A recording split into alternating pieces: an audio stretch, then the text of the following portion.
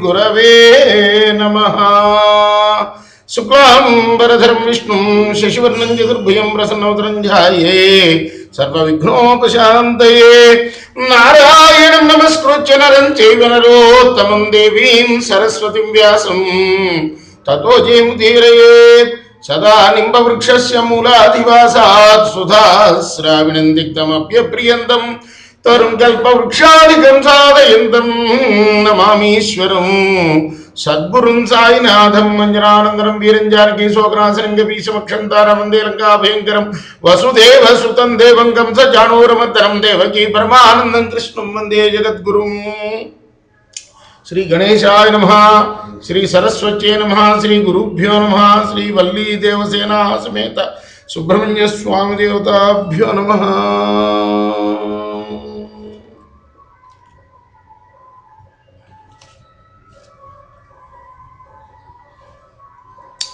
అనిన విని ఒడంబడి జరత్కారుండు సనామ ఎవుటం చేసి ఆ కన్యకను వివాహంపై ప్రథమ సమాగంబునను తన ధర్మపత్నికి సమయంబు చేసే నాకు నీ వెన్నండి అని అవమానంబు తలంచితి నాడ నిన్ను బాసిపోవుదునని నాటం గోలే.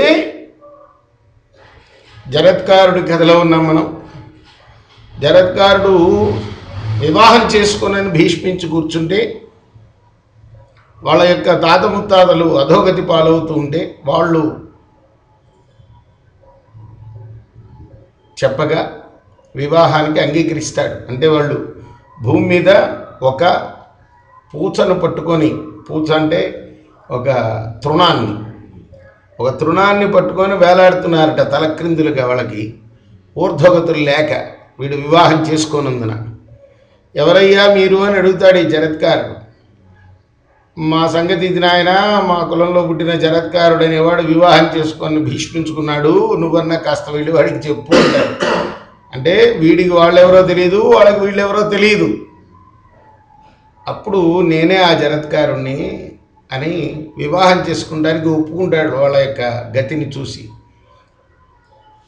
ఊర్ధ్వగతికి వెళ్ళాలి నా పితృదేవతలు అని. అయితే ఒక కండిషన్ పెడతాడు, ఏంటంటే నా పేరుతో ఉన్న కన్య అయితేనే నేను చేసుకుంటాను. అలానే వాసుకి అనే నాగసర్పం కూడా వీక్షిస్తూ ఉన్నాడు. తన చెల్లెలకి జరత్కారుడనేవాడు భర్త అవుతాడు అని తెలుసుకున్నవాడు కాబట్టి ఆ జరత్కారుడు కోసం వెతుకుతున్నాడు. ఈయనకి భూమి అంతా వెతికినా కూడా జరత్కారుడికి తన పేరుతో గల కన్య దొరకలేదు.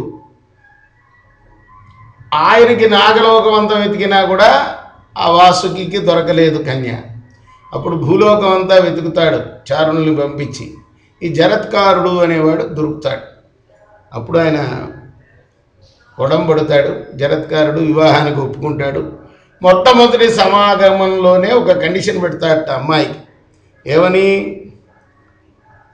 ఎప్పుడైనా నాకు అవమానం చేశావంటే వెంటనే ఆ రోజే నిన్ను విడిచి వెళ్ళిపోతా నేను అని.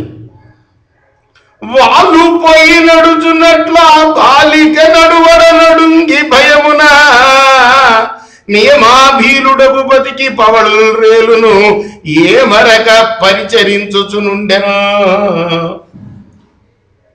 కాబట్టి ఏ నిమిషం కూడా ఆయనకి ఏమాత్రం అనుమానం రాకుండా తన ప్రవర్తనలో ఎంతో వినయంగా సేవలు చేసుకుంటూ ఉంది రేయి పగళ్ళు. అనవరత భక్తి బాయగా తన బతికి ప్రియము చేసి తద్దయు గర్భం బరురక్తి దాల్చి యువొప్పెను దినకర గర్భయకు పూర్వ దిక్సతి ఓలెను. దినకర గర్భుడు అయిన దిక్సతి ఓలెను. ఆయన అంత ప్రీతితోటి, అంటే సూర్యభగవానుడికి ఎలా అయితే ఆ ఛాయలా అనుసరిస్తుందో అంత అనుసరిస్తుందన్నమాట. ఏమాత్రం కూడా పొరపాటు రాకుండా ఎంతో భక్తితో. ఆ కోమలి ఒకనాడు తన కురువు తలయింపగా కృష్ణాజనాస్తరణంబున నిజనాథుండు నిద్రింతుడై ఉన్న అవసరంబున ఆదిత్యుండు అస్తగిరి శిఖరాసన్నుండగుడయు సంధ్యా సమయోచిత క్రియలు నిర్వర్తింప తదాశ్రమవాసులైన మునులు కడంగుటం చూచి ఆత్మగతంబున ఒక రోజున తన భర్త తన తొడ మీద పడుకొని ఉన్నట్ట. ఈ లోపల చుట్టూ ఉన్న మున్యాశ్రమాల్లో వాళ్ళందరూ కూడా సంధ్యావందనానికి సిద్ధం అవుతూ ఉంటే చూసి అయ్యో సంధ్యా సమయమైంది, నా భర్త ఇంకా నిద్ర లేవలేదు అని మనసులో అనుకుంటూ సంధ్యలందరించు సద్విధుల్ గడిచిన ధర్మలోపంబకు తడయగేలా. ఆ రోజులు అటువంటివి చూడండి. ఒక్క చిన్న పొరపాటు ధర్మానికి హాని కలగకూడదని అనుకుంటూ ఉండేవాళ్ళు అనమాట. ఆమె ఏం మనసులో అనుకుంటుంది, సంధ్యా సమయంలో చేయవలసిన విధులను కనుక చేయకపోతే ధర్మలోపం అవుతుంది. బోధింపవైదని భూసుర ప్రవరుండు పదరునో బోధింపబడి అవజ్ఞతగునే నాకిట్లు నిద్రాభంగమనరింపనని అనుకునో దీని కలిగనేని అనుకనే పడుదుగా తగునే ధర్మక్రియాలోపంబు హృదయంబులో సహింప. ఎంత గొప్ప ఇలా చూడండి. ధర్మలోపానికి నేను సహింపను. ఆయనకి కోపం వచ్చింది, నన్ను విడిచే వెళ్ళిపోయాడు. కానీ సంధ్యా సమయంలో నిద్రించడం అనేది చాలా నేరం, ధర్మలోపం. ఆ సమయంలో చేయాల్సిన సంధ్యావందనాది విధులు తప్పనిసరిగా చేయాలి. కాబట్టి ధర్మలోపం రాకూడదు. నాకు శాపం వచ్చినా వచ్చుగాక, నన్ను విడిచి వెళ్ళినా వెళ్ళుగాక పతి. అలుకనే పడుదుగా తగు అగునే. ఆయన కోపాన్ని నేను వచ్చుకుంటాను, కానీ ధర్మక్రియాలోపంబు హృదయంబులో సహింప. ధర్మక్రియాలోపంలా మాత్రం నా హృదయంలో నేను సహించను అని వినిశ్చితాత్మయై నిజపతి ప్రబోధించే మునియు నిద్ర తేరి అలిగి ఏల నిద్ర చెరిచితివీవు నావుడు జరక్కారు విట్టులనే కరము వెరచి. వెంటనే ఆయన నిద్ర లేచాడు, కోప్పడ్డాడు. ఎందుకే నన్ను లేపావు నిద్ర అన్నాడు.